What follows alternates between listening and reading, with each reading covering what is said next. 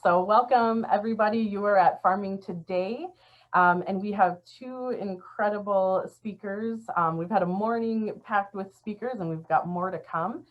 So thank you for being here. And I just want to say thank you to our sponsors and hear from them real quick. Ag Direct, Farm Right Equipment of St. Cloud, Betty Burning Consulting, First District Association, and Steffes Group.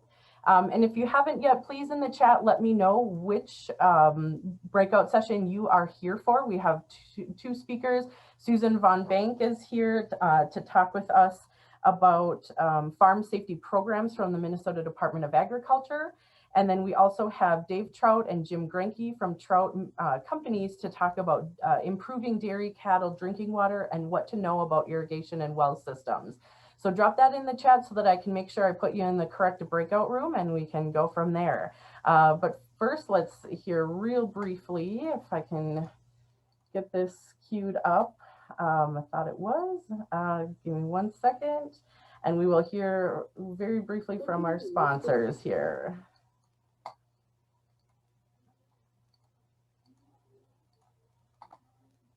Located in Litchfield, Minnesota, First District Association has been a grassroots, member-owned dairy cooperative since 1921. This year, First District Association is celebrating 100 years of serving dairy farmers. Producing a high-quality, finished product does not start at the processing plant. It starts back at the farm. First District Association, along with their 720 member-owned farms, are committed to producing a superior product day in and day out for their customers, consumers, and families. First District Association. Find out more at firstdistrict.com or give them a call at 320-693-3236.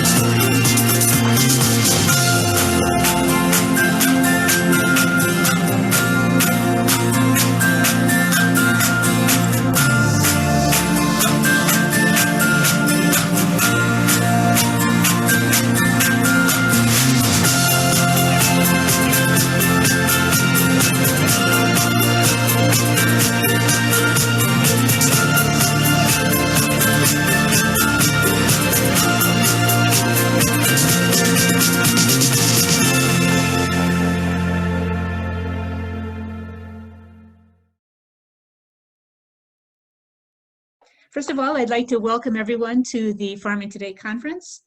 Today we are in a session with Dave Trout and Jim Grenke, and they'd like to talk to us about water quality, how to improve dairy cattle drinking water, and also what we should know about irrigation wells and systems that will also impact the quality of water that's going on our fields and how we manage that equipment for water quality there. So I would like to turn it over to Jim and Dave. Welcome, and let me know. I will pull up the, I will share my screen here and pull up their presentation. All right, thank you, Bernie. Yeah, if you want to put up the slideshow there, we go. My name is Jim Grenke. I am the Water Treatment Director here at Trout Companies, and I'm here with Dave Trout, who is one of our owners, vice president, and a master groundwater contractor, one of only about 50 in the country. So we're pleased to be part of the conference. We want to talk about drinking water quality for cattle and irrigation. And so, yeah, water consumption is very important to getting into the drinking water part of it. Cattle are a lot like people. They're going to drink the water if it tastes good. So palatability is an issue in addition to the nutritional aspects of it. If you are a person and you're very thirsty and the water isn't very palatable, you're going to drink enough just to quench your thirst, but not really enough for proper hydration. And that's what we see happening on the farm as well. So Bernie, if you could advance to the next slide. So we often wonder, is it the water? The dairy producer has gone through everything on that operation. They've tweaked the feed rations. They've made sure the environment is right. They've gone back and forth with medications, and still they aren't at the production levels or health levels that they would like. So they run into poor tank averages. The herd health, as we mentioned, isn't where the producer would like it to be, and perhaps those medications are more increased than they would like to see. And then there's also the cleanliness issue. If the water is causing issues, there's problems keeping the equipment and the environment clean. They have equipment breakdowns due to damage from buildup of deposits from the water and so forth. So in addition to the health and nutritional aspect, there's often a maintenance situation with the water as well. So let's go to the next slide, Bernie. One of the things that, we jumped towards the end. One of the things that we do want to talk about regarding performance issues, how do you know if you're having a performance issue? One of the key things that we talk about is maybe metering your water consumption. It surprises us with the number of producers that we work with on how many do not meter the intake for the cattle. I don't have a cattle background, but I grew up on a poultry farm, and I remember that was the first thing that my dad checked in the morning was the water meter. And that alerted us to a lot of things. It would talk about maybe there's a situation with the birds from a health aspect, or maybe there was a leak, or maybe the water got blocked and shut off somehow and the numbers just weren't right. So that meter can tell you a lot. And then if you aren't seeing the meter numbers that you like, or even if you are and you still run into some issues as far as the health or production of your herd, make sure to consult with a nutritionist or a vet or some other dairy professional that you trust. Many times people come to us with those questions, and we will lend what we can, but I always say we are the water people, we are not dairy people. And so trust in that professional, as they're going to be tuned in to what your herd needs to bring out the top production numbers or maintain best health. And then let's go to the next slide. We'll go to the next slide, Bernie. There we go. And then when we get to the cleanliness or equipment issues, this is sometimes what we see. This is a pipe actually from a producer that we worked with up in the Little Falls area. That is supposed to be a 2-inch pipe. And you can see from iron deposits that there was buildup restricting that pipe to really no more dimension than about 3/4 of an inch. So a couple of things were happening here at this operation. They were seeing a lot of these deposits breaking loose from the pipes, causing equipment issues and problems. Plus the cattle were not getting the water they needed because there just wasn't the right flow. They would have drank more had it been available to them, but it wasn't available because of this issue. So when we talk about the health, that's one thing. And again, the cleanliness or equipment issues, this is a pretty good example of what can happen on that aspect of it. Another area that the producer will often see is buildup on the inside of drinking water fountains or a sliminess that can lend itself to bacteria issues. And I know that many producers are at grade A and therefore required to have regular coliform bacteria tests done. But there are many strains of bacteria in addition to that coliform that you maybe aren't necessarily testing for, and they can lend to this buildup and sliminess on equipment as well. Okay, let's go to the next slide if you would. So what are the key factors in isolating a problem? Is number one, you want to have a water test done. Primary tests that we conduct are for iron, manganese. We'll check the pH of the water. I talked about those different bacteria, and we refer to that as IRB, SRB, or iron-related or sulfur-related bacteria are two of the primary ones. Sometimes a producer is concerned about the hardness of the water causing buildup, so we can check that. And then we also check a factor called TDS, or total dissolved solids. So in reality, we could test for many thousands of items and still not be done. So rather than do the individualized, is we take a factor we call TDS, or total dissolved solids, which is a combination of anything and everything that may be in the water, anything that carries a conductivity. If we see that TDS level spike against the known parameters, then we'll know to investigate just a little bit further about what might be causing an elevated level of that TDS. And then again, we want to bring the water usage into it. We want to calculate what gallons per day we would expect that the cattle should consume. And we'll try and figure both the producing and non-producing animals that are involved with that operation. So if a dairy animal is taking in the water she should on a hot, humid day in the middle of July, we think that she should be bringing in as much as 40 gallons per animal to maintain proper production and not give those hot weather dips that you experience. And then if it is a non-producing animal like dry cows or young stock or calves, we'll average that out at about 10 gallons per animal per day, knowing that that number really varies based on the reason that they are non-producing or their stage of growth. But 10 gallons gives us a pretty good average. And then we also want to establish what flow rates are required to operate properly. Is how many gallons per minute are you going to require at once? And all this will go into a design of perhaps a filtration system, and these usually take the form of backwashing filters. Let's go to the next slide. So other key data would be what is your well going to do? So we can design a filtration system to address the issues that you're bringing up to us. But we want to make sure that you have the operation from your well that will properly operate those filters in addition to allow them to treat your issue. So we'll examine pump size, the gallon per minute that was available from the well when it was originally tested, the depth of the well.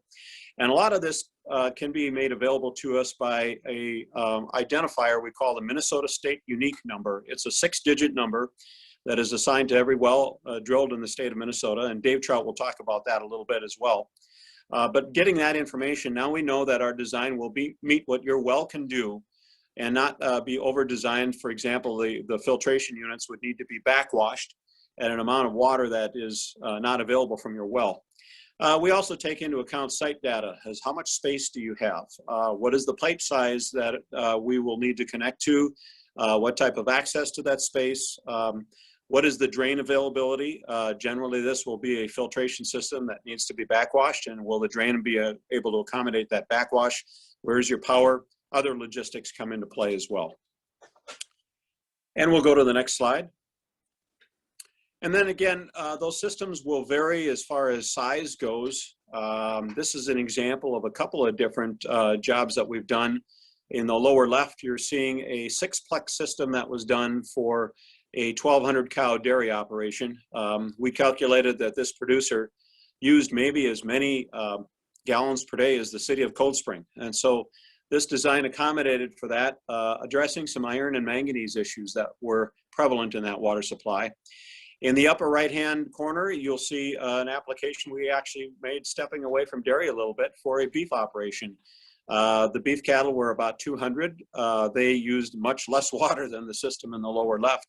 But that was a design that was able to accommodate that particular operation. So there we had an example for you of the many variety of sizes that can be applied. So systems will vary, the problems will vary, but the way to address those water issues is first identify what the water has, consult with a nutritionist or dairy professional on what those constituents in the water might be doing for you, identify some key factors on logistics with your operation, and then design the right system.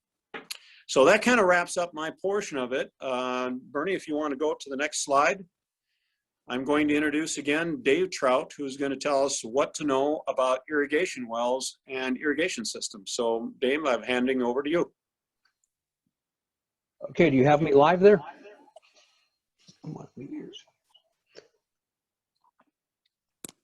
We good to go?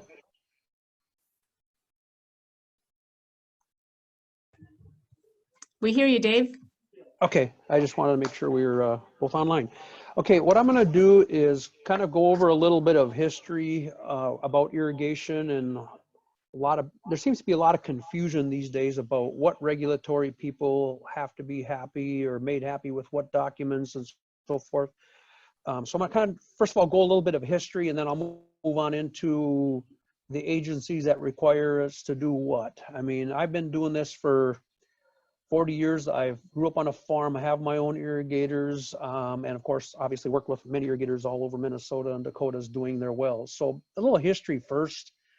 I mean, in the good old days, the farmer would call up, probably because he was tired of having a great looking crop 1st of July, but by the middle of July, it looked like a pineapple field.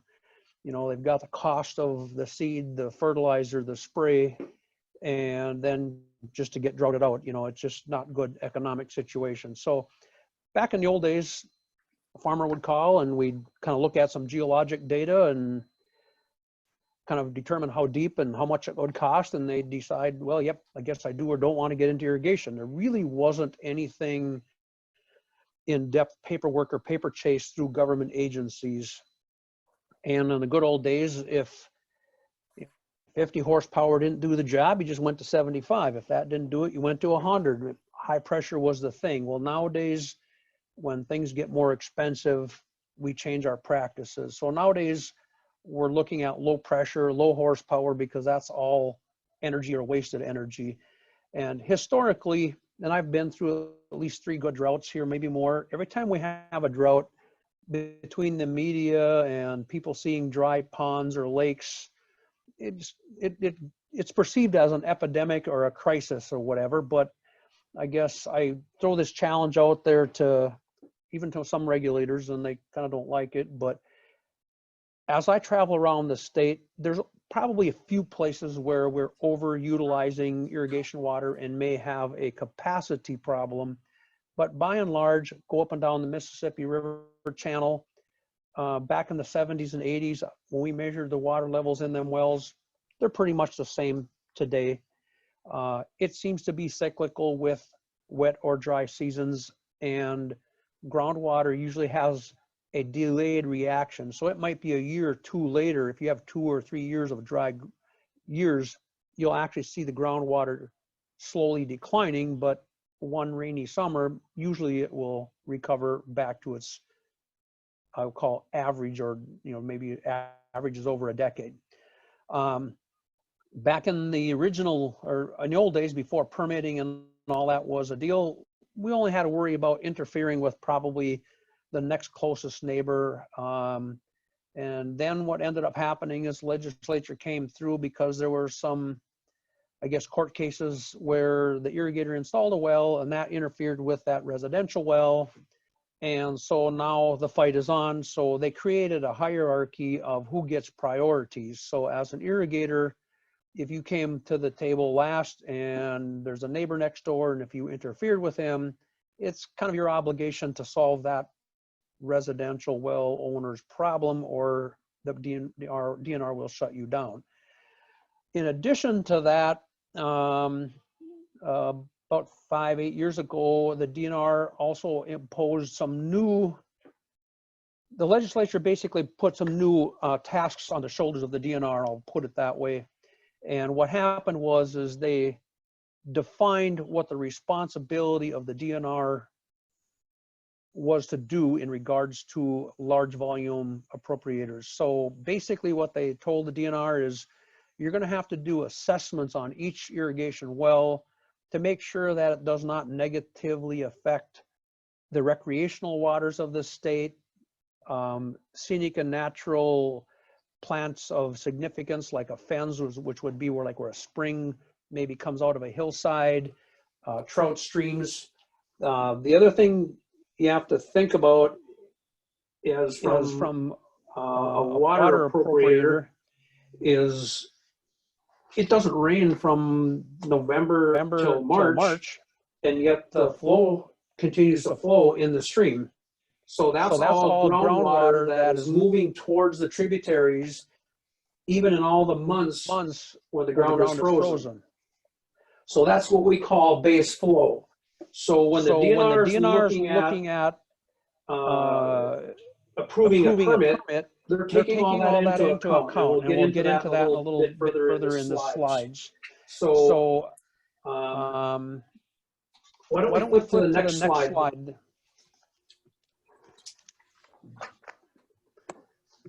The copy might be a little challenging there, but long story short, every irrigation well prior to us drilling test holes out in the field, we'll do what's called a preliminary assessment. And it goes, as you can see, to the Division of Ecological and Water Resources. So they're basically looking at the ecology or what the impact might be if they allow you to put a well in. And the other thing I want to clarify at this point is there's 2 agencies we need to deal with when installing or doing an irrigation well. The Minnesota Department of Health gives us the approval to install the well, but the health department does not give us any authority to actually pump water from the well. That has to be coming from the DNR if you're a large volume appropriator, and their tripwire is basically 50 gallons per minute, 10,000 gallons per day, or 1 million gallons per year. So if you trip any of them three, which ironically many dairy farms actually trip that tripwire, but I don't know if regulations caught up to all of them, because they certainly could break the 10,000 gallon per day mark or the million per year. So again, the health department gives us the authority to drill the well. The DNR gives us the authority to actually utilize the resource. So this preliminary assessment sheet you see in front of you, they're going to go down. If you look about midway in the page, they're going to be looking at wetlands, water courses, which is basically small ditches, river streams, domestic wells, and they're generally looking at an area in about 1.5 miles circular from where you're potentially going to put in the well. After the DNR gets our input for the preliminary assessment sheet, they will come back to us and give us basically give us some, I guess, awareness to what things we might have. So if you flip to the next slide there. Okay, that's kind of a preliminary assessment sheet. That's before we would actually come out and do any drilling. They assign it a tracking number. And if you go down the list, this particular one is a real one that I've actually had from a recent customer, but they're going to look for a calcareous fens, which is, if you've ever seen it, it's going to be like where a spring oozes out the side of a hill, and the vegetation that grows there is going to be different than anything else in the neighborhood. Oh, you need to back up one there. Yep. Oh, thank you. They're going to look for trout streams.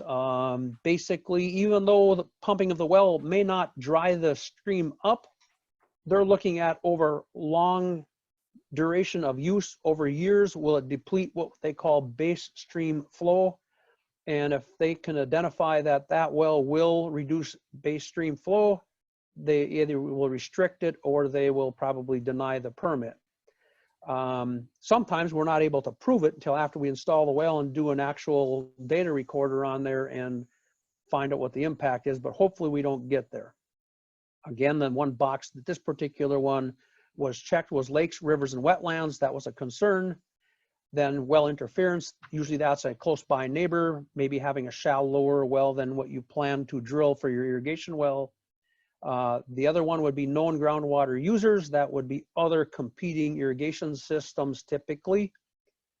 Public lands can be any public lands that may have a water feature on it, and by allowing the irrigator to pump, it may alter its current status. Drinking water protection. So for example, we have some irrigation customers that are right next to a municipality. It's not a problem as long as the hydraulics conductivity test says we can get enough water, but if anything ever happens, meaning if there is a severe drought, the hierarchy laid out basically says the city gets first dibs to the water, the irrigator could get shut off. So basically they're just bringing it to your attention that you have an other competing appropriator in your area. Also, the next one is a contamination site. Well, if you're going to put an irrigation well, it's going to move high volumes of water from one direction to another. And if there's a known contamination site, you could actually draw that contaminated water over to your well and be applicating some evil contamination source onto your property. Probably wouldn't be a good idea. There's also in Minnesota 5 or 6 what they call special well and boring construction areas because there is existing contaminants, but this box for that reason wasn't checked. Okay, then we got rare species and native plant communities. Again, that would be similar to a fens where the groundwater being at a certain level actually promotes growth of certain native plants. And the last one is just groundwater management. They don't want one area to be highly depleted. Bonanza Valley is a pretty popular poster child, and there's another one up in Benton County along the river feeding the lake up there. So they're looking at overpumping of the, or overusing of the resource. And then can you flip to the next page or next slide? Okay, this is a very typical, you can see there's an actual city in the upper top right-hand corner. In the middle of that circle, we were proposing to put a well. That would be the area that we have to look at. You can see this is a pretty interesting one because there's a lot of small drainage ditches. But them small drainage ditches matter because if we deplete the groundwater, the stream may have less water flowing in it and cause issues. In this particular slide, if you look at it, if you look in the upper right-hand corner at about the 2 o'clock position, you can see there's a golf course. Well, clearly the golf course is going to have a water source as well. This particular one, he's just outside of that, but that is the radius of concern for their initial evaluation that they're going to look at. And you can hit the next slide for me, please.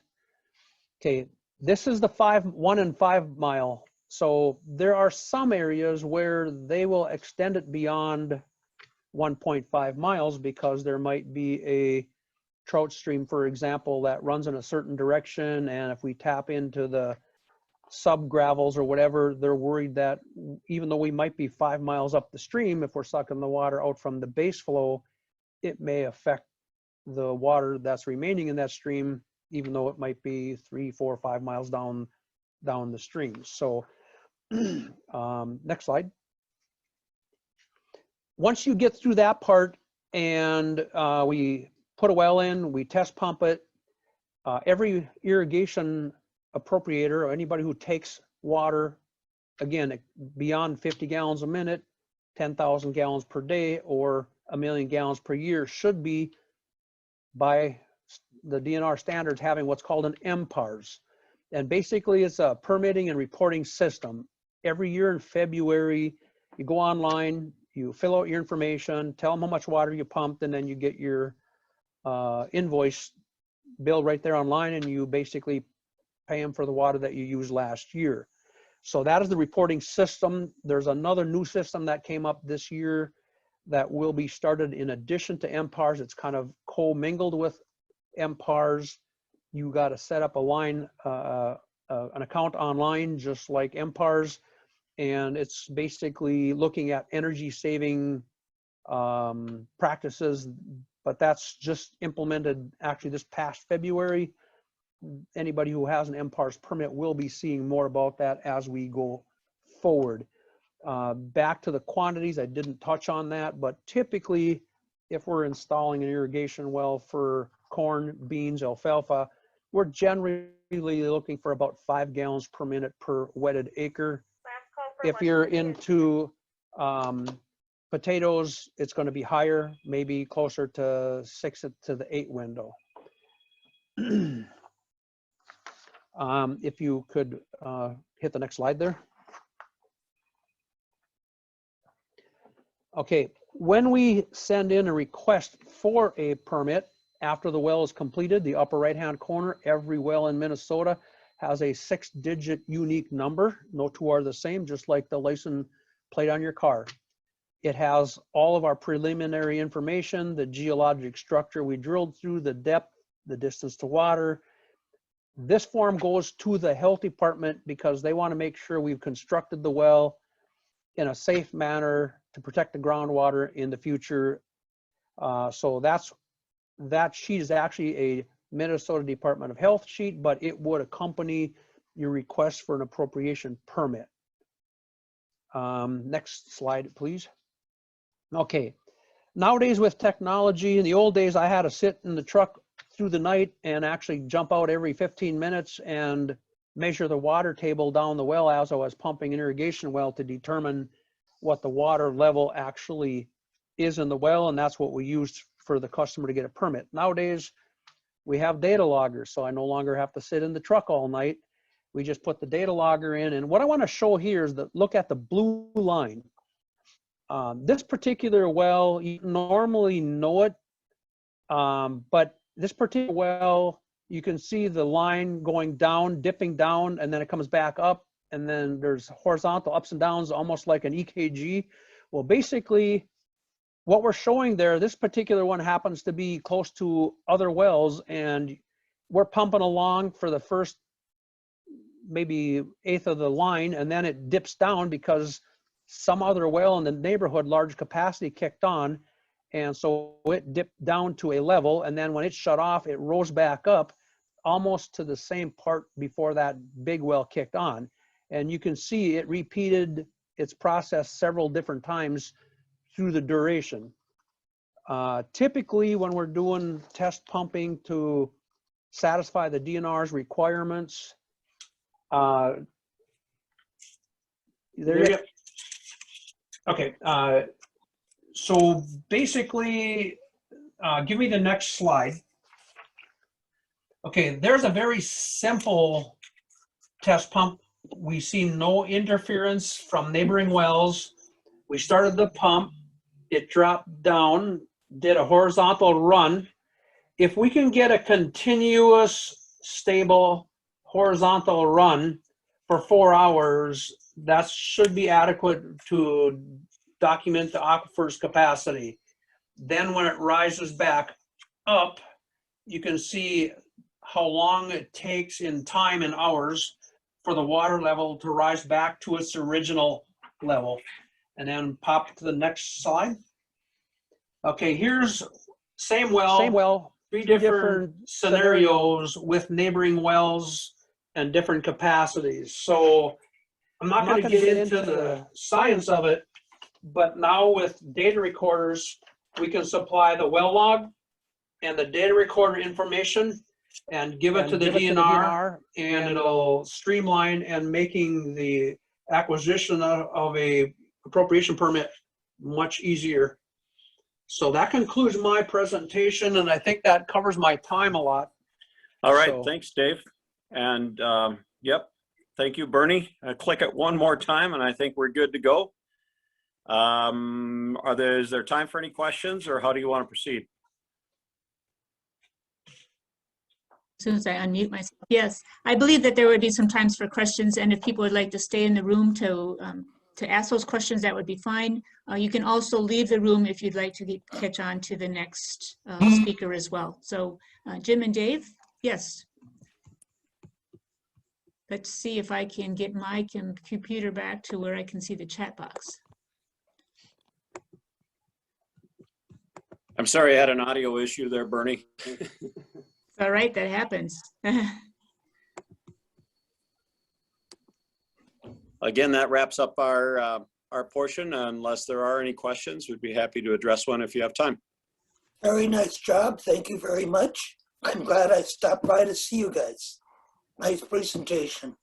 Thank you. See you around. Thank you. Bye-bye. I have a question. Was wondering if you could address how water quality might impact the effectiveness of herbicides or insecticides, especially in cropping operations. okay, Dave, maybe you want to touch on that? I'll take that one.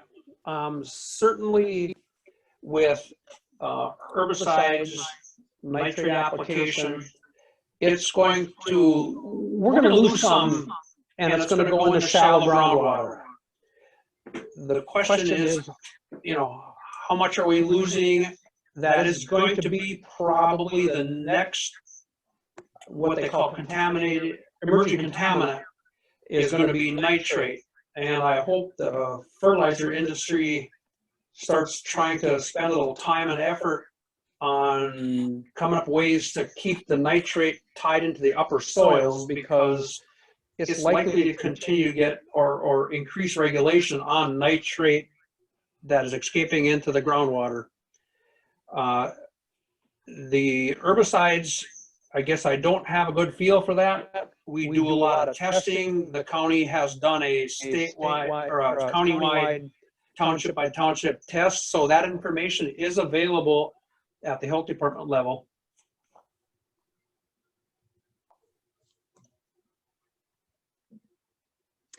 Thank you. And I think you maybe addressed a little bit of this, but in that whole priority level of, if you have an existing well and it starts to not produce at the level necessary, how does the DNR and the permitting process impact that based on being grandfathered in any way, or do you have to start as if you're putting in a new well if you have one that goes bad? Okay, if you have an existing well and it's been in operation satisfactorily with no influencing, but the yield goes down, then it's a mechanical issue, meaning the well's plugged up with mineral or slime or siltation. We can clean it. It's not 100% of the time successful. Sometimes we have to re-drill the well. And if that happens, you can quite easily just transfer your appropriation permit from the existing well over to the new well. Thank you. Any other questions for Jim or Dave?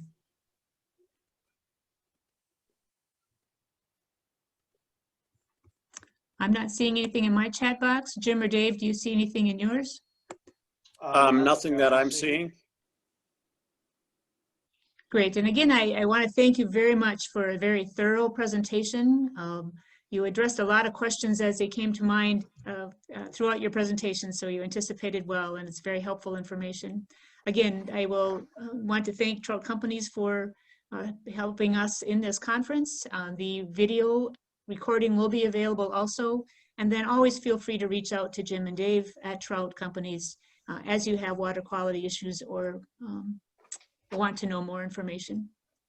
Thank you again. Appreciate it. All right, thank you, Bernie. thank you, Bernie.